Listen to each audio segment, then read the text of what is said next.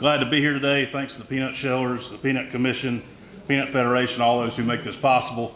It's always good to get together this time of year and kind of reflect on what happened last year and also start to look ahead and do some planning for next year. Just got a handful of slides. I'm going to spend most of my time talking about the varieties that were in production.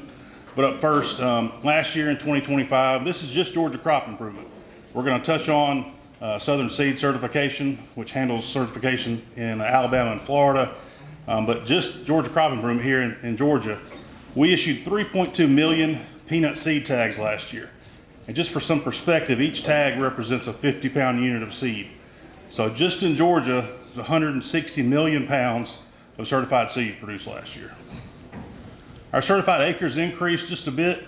We went up to 146,000 acres we inspected last year, as compared to about 141,000 the year before.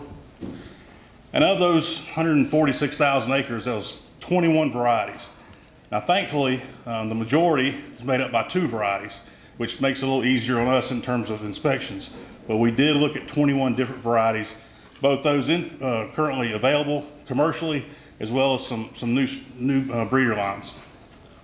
Last year, Georgia 06G, which has been around for many, many years, it accounted for 60% of the peanuts that were certified in Georgia. And while that's a lot, it's actually down. It was down from 73% the year before. So we've had a couple of other varieties really tick up in terms of acres and thereby interest from you all, the growers. We conducted field inspections in August and September. The biggest issue that we have, and it's not a huge issue, but I should say it's the most common, is what we call inadequate isolation. When you have certified peanuts planted, 2 different varieties in the same field, there has to be an isolation strip or a bare area between the 2. That should be a minimum of 4 rows or 10 feet. The picture on the top there you can see is 06G and TIF NVHG planted right up next to each other. Now, thankfully in this case, the grower actually marked it for us, and so it was easy to determine where the issue was. But in that case, they'll just have to harvest those peanuts that are butted up to each other first and then come back and harvest for seed. We inspected certified buying points in the fall of last year, and in addition, warehouse facilities and other storage facilities. So I definitely want to thank all the buying point managers and their employees for making that a pretty easy process. And right now our guys have already started inspecting shelling and treating facilities, and that'll be ramping up even more so over the next couple of months. As far as varieties in production in Georgia, there's two slides on our list. A couple of things to point out. 52N out of Florida went from under 1,000 acres in 2024 to just over 9,000 acres last year. Arnie, another variety out of Florida, went from 1,000 to almost 3,500. You'll see there Georgia 06G, as I mentioned, went from 103,000 acres in Georgia to about 87.5. Georgia 12Y fell off just a bit, as did Georgia 16HO. 18RU went up about 2,000 acres. Continuing on to the varieties in Georgia, you'll see 21GR went up about 400 or so acres from the previous year.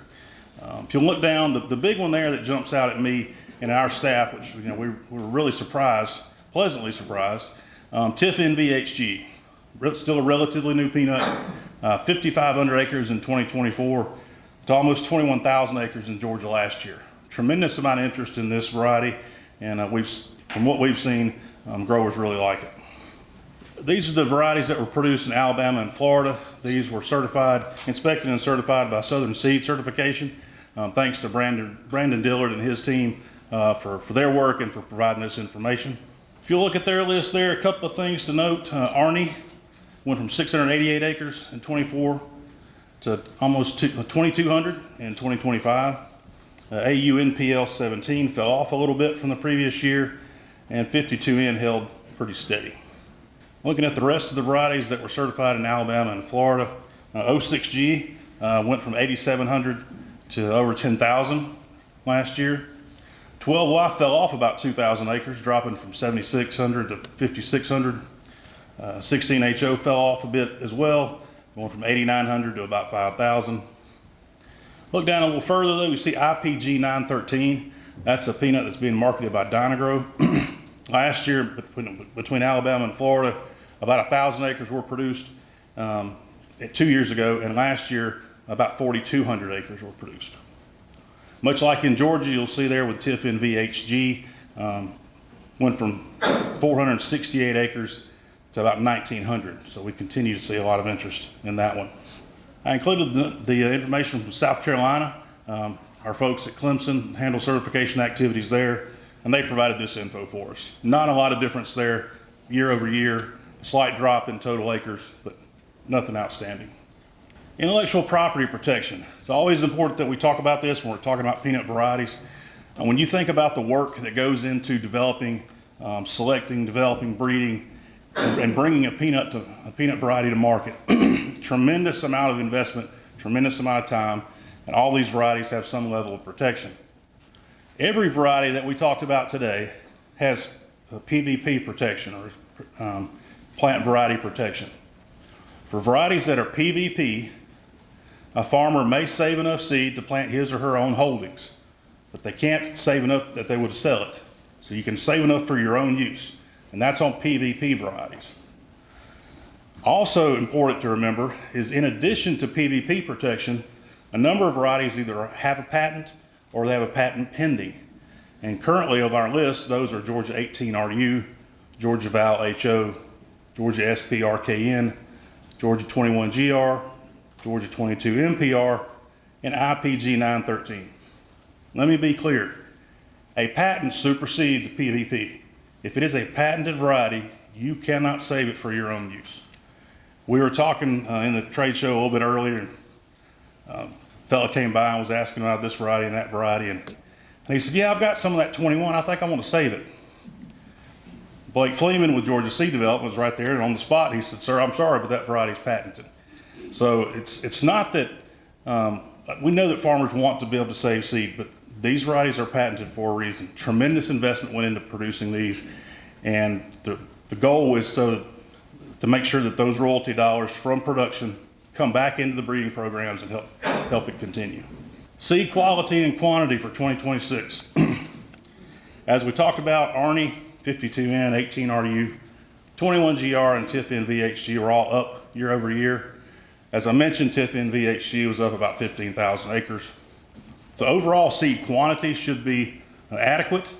I would say though, if there's maybe a minor variety or a variety that you really like, that you didn't see a lot of acres on this list, probably good to go ahead and try to secure those varieties as best you can and to make sure you get it. Per the State Seed Lab in Tifton, seed quality has been good so far.